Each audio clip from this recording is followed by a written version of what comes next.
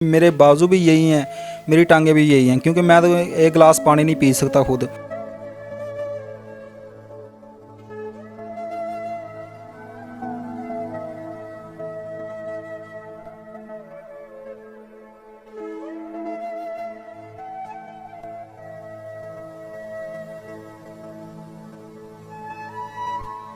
Bike पे बिठाती, bike को kick मारती है।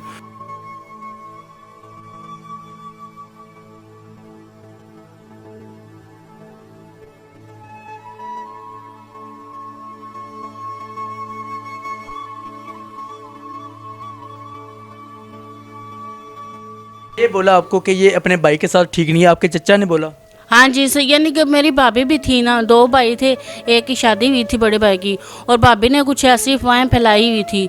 तो ऊपर से चचा भी वैसे तो शक करते थे मुझ पे, तो उन्होंने बस शक की बुनियाद पे ना मुझे मारा, मेरे भाई को भी मारा था, मुझे भी मारा। अस्सलाम वालेकुम नाज़रीन, मैं हूं आपका मेज़बान आयान सरवर और आप देख रहे हैं तुम पाकिस्तान। नाज़रीन, आज मैं आपके सामने एक ऐसी लव स्टोरी लेके आया हूँ, एक ऐसी कहानी लेके आया हूँ, अगर आप ये देखेंगे तो आपकी आंख अश्क बार एक बार ज़रूर होगी। तो हम बात करते हैं, ये हमारे साथ डिसेबल मैन है और ये हमारी बाजी है जो कश्मीर से आई थी, और कश्मीर से आने के बाद इस भाईजान से इन्होंने शादी की।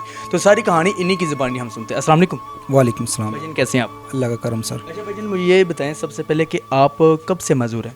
ये सर हम 3 भाई थे, तीनों बचपन से माजूर हैं। बचपन से ही? जी भाई। अच्छा, तो आप क्या काम करते हैं? मैं भाई ये टोपियाँ, रुमाल वगैरह, एनके वगैरह ये सड़क के ऊपर खड़ा होकर सेल करता हूँ। अच्छा, मुझे ये बताइएगा कि ये हमारी बाजी आपको कहाँ से मिली थी और कब से आपकी शादी हुई है?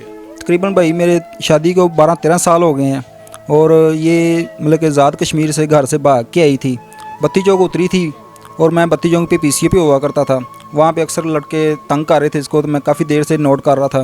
तो मैंने इनको अपने पास बुलाया, देखा बहुत घबराई हुई थी, इनकी आंखों में भी आंसू थे उस वक़्त। तो मुझे बहुत ना दिली दुख हुआ। मैंने पूछा, मैंने कहा कोई लेने आ रहा है या नहीं, कोई क्या मसला है आपको? इन्होंने फिर मुझे बताया, सारी स्टोरी अपनी बताई, और उसके बाद मतलब कि इन्होंने कहा मैंने जाना है दारुल मान की तरफ। मैंने कहा दारुल मान आप जाएंगी तो ठीक है, वहाँ पे भी अपनी इज़्ज़त बचा के आई हैं इधर, तो आगे जाके दारुल मान में भी इज़्ज़त आपकी बचेगी, तो नहीं महफूज नहीं रह सकेगी। क्योंकि अक्सर वहाँ पे होता है, गाड़ियों वाले आते हैं, वो लड़कियाँ लेके चले जाते हैं। इतना दारुल मान होता तो आज कोई हिफाजत होती। तो इसको मैंने अपने कज़न के पास छोड़ा था। वहाँ पे मैंने कहा कि 1-2 दिन रह लो, थोड़ा सा ठंडा दिमाग करो, अपना सोचो, जैसे आप कहोगे वैसे कर देंगे। अच्छा, मुझे ये बताइएगा कि आपके ज़हन में ये कैसे आया कि मैं इनके साथ शादी कर लूँ? सर जब मैंने सोचा कि मेरा भी सहारा कोई नहीं है, तो इनका भी कोई सहारा नहीं है, अगर बात करने में कोई हर्ज नहीं होता, अगर ये ना कर देते तो मैंने नहीं करनी थी। इन्होंने मतलब कि अच्छा स्पॉन्स दिया, तो मैंने कहा चलो कोई बात नहीं, हम शादी कर। आपने किस तरह इनको एग्री किया कि जी मैं आपसे शादी करना चाहता हूँ? सर इन्होंने अपनी स्टोरी मुझे बताई थी, मैंने इनको अपनी बताई। मैंने कहा हम भी बहुत हालात बुरे देखे हैं हमने, हमारे वाल साहब ने हमें छोड़ दिया, सारा काम हुआ, हम सड़कों में भी सोते रहे हैं, पार्कों में भी सोते रहे हैं, लेकिन बेसहारा थे। अब भी कोई आता है ना शादी के लिए, कोई आता है तो हमारे रिश्तेदार कहते हैं ये तो लंगड़ा लूला है, देख लें, अगर अपनी बेटी देनी है तो दे दें इसको, नहीं देनी तो आप ना दें। तो अक्सर जो लोग सुनते थे ना ये लफ्ज़, तो वो चले जाते थे, वो रिश्ता करना दूर की बात, वो पानी भी नहीं पीते थे घर से। अच्छा बहन, मुझे ये बताएं कि आप कश्मीर से क्यों भागी थी? भैया कश्मीर से क्या आपको पता है, फिर वालदेन ना हो तो हर कोई जो है ना, बहुत हालात तंग थे, बहुत ज़्यादा, यकीन करें। तो बस ऐसी मजबूरी कुछ बन गई थी। अपने घर तो रहती नहीं थी, चचा के पास रहती थी। अब्बू जो थे वो भी डिसेबल थे, ज़हनी तवाज़ुन नहीं ठीक था उनका, और अम्मी ने जो वो इतने मसाइल नहीं थे कि अम्मी मुझे अपने पास रख सकती, क्योंकि अकेले थी ना, अम्मी का कोई था ना, कोई होता ना कि माँ बाप का सहारा तो था, अम्मी का भी कोई नहीं था जो जिसके सहारा वो मुझे रख सके। अकेली थी बेचारी। सबसे ज़्यादा ज़रूरी कि उनके शोहर का जो है ना वो भी सर पे नहीं था, ना होने के बराबर थे। अम्मी ने फिर ये कहा कि आप अपने चचा के पास चली जाओ, वहाँ पे मैं आपको छोड़ती हूँ, आपके सगे चचा आपको संभाल लेंगे, और दूसरा ही कि आपकी कोई अच्छे तरीके से किसी अच्छे ख़ानदान में आपका कर देंगे, तो आपकी ज़िंदगी जो है ना वो सुकून से गुजर जाएगी। तो जब चचा के पास आई हूँ तो चचा ने भी बस वो बेटी वाला प्यार दिया ही नहीं है। बेटी समझ के लाए तो थे, लेकिन किरदार जो है ना उन्होंने नुकरानी वाला रखा, बेटी वाला दिया ही नहीं प्यार। टॉर्चर बहुत ज़्यादा करते थे। किस बात से टॉर्चर करते थे आप? भैया हर छोटे से छोटे बात, किसी बच्चे से बात करो तब भी टॉर्चर, किसी और से कोई बात कर लो तब भी टॉर्चर, या कोई काम सही ना हो तब भी टॉर्चर, बार बार पर टॉर्चर बहुत ज़्यादा करते थे। और दूसरा एक था कि उनकी जो है ना नज़र ख़राब हो गई थी। आपके चचा की? हाँ जी, सगे चचा थे मेरे। तो वो उनका वो जो है ना अजीब सी नज़र से देखते थे। जब आपको पता फिर कि एक लड़की होने के बावजूद जो है, जब पता चले कि ये इज़्ज़त महफूज नहीं है तो फिर वहाँ पे रहने का कोई फ़ायदा नहीं है।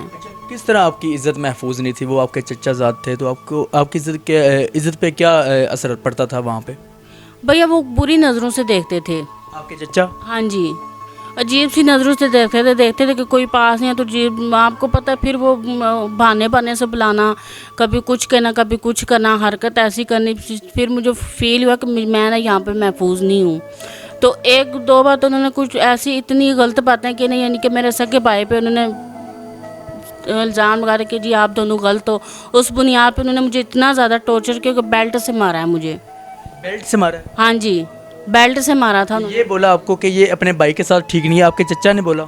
हाँ जी, सही, यानी कि मेरी भाभी भी थी ना, दो भाई थे, एक की शादी हुई थी बड़े भाई की, और भाभी ने कुछ ऐसी अफवाहें फैलाई हुई थी।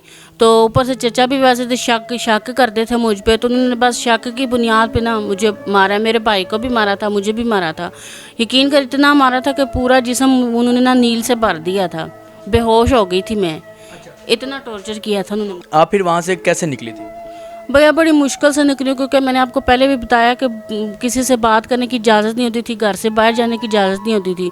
तो कुछ ऐसा मौका मेरे हाथ लगा था, मेरे पास थोड़ी बहुत अपनी जो मैंने पॉकेट मनी जमा की हुई थी कुछ चीज़ों के लिए, वो मेरे पास थी। तो कुछ ऐसा मौका मेरे हाथ आया, फिर मैं वहाँ से निकल आई। तो आप सीधा लाहौर आई थी? हाँ जी, लाहौर, क्योंकि मुझे किसी ने बताया था कि लाहौर ना दारुल मान है, तो उधर औरतें जाती हैं, आप भी उधर चली जाओ। तो यही सोच के मैं निकली थी कि चलो वहाँ पे जाऊँगी, थोड़ी ज़िंदगी सुकून से गुजर हो जाएगी। इस वजह से मैं वहाँ से सीधी लाहौर आई थी।